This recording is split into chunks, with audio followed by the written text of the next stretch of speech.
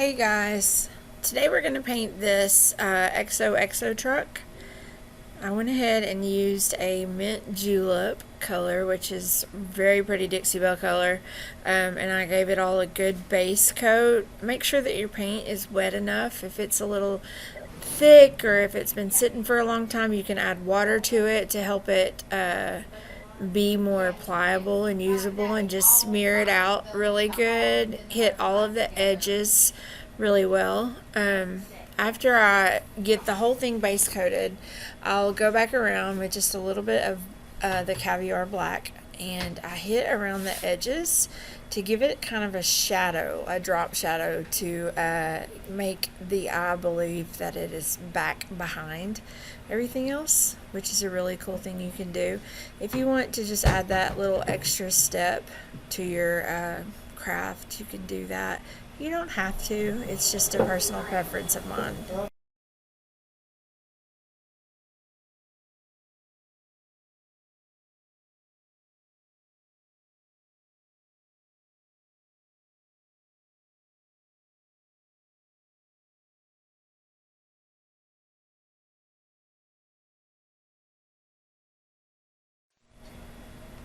Okay, so after I've did a little bit of a shadow around the bumpers, around the tailgate, around the hearts, I'll come back in with my brighter color again and just hit that tailgate one more time to make it pop and just give the illusion that it's standing in front of everything else. And now I'm going to use driftwood and come in and do the rear windshield and the mirrors.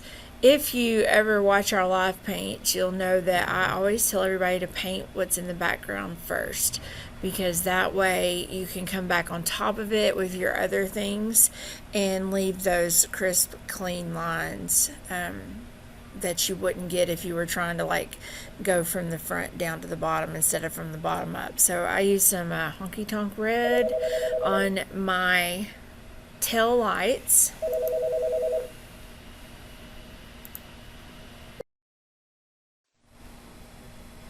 Okay, so now I'm using the honky tonk red, and I am painting the hearts behind first. Like I said, paint the things behind because it's much easier to paint on top of than around. So I'm painting the red on the heart behind. I'm doing 2 of the hearts, and what I'm going to do for the rest of them is, instead of just switching paints, I'm going to add a little white to the red now to create a cute pinkish color. But I like to do that when I'm painting like side by side, because then they have the same base and it's more pleasing to the eye, I think, if they have the same base of red into them. Adding driftwood to the license plate and also to the tailgate. I mean, not the tailgate, sorry, the bumper.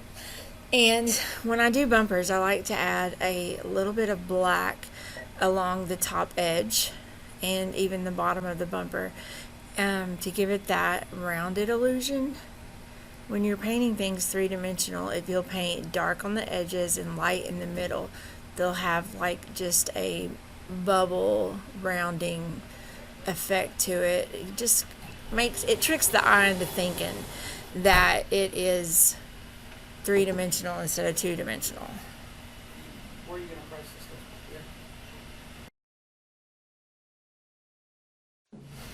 I went ahead and painted the tires caviar. I always use the same brush that I'm using for the gray, because tires aren't solid black. They have wear and tear on them, and I believe if you paint those tires with a little bit of a curve, and go side to side and not up and down, you give them that fat round effect.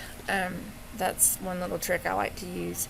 I'm painting the love with the red, and now I'm just going to finish out my hearts with different shades of pink and white and red.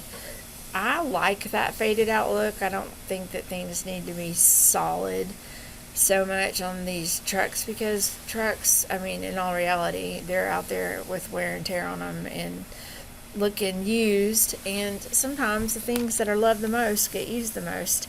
So now I'm adding some white to the XOXO, and then I'm going to finish it out with some white highlights and my Sharpie marker. It's a Sharpie oil paint marker that I love. So I hope you enjoyed watching. Show us your pictures, your custom work. We'd like to see how you paint these.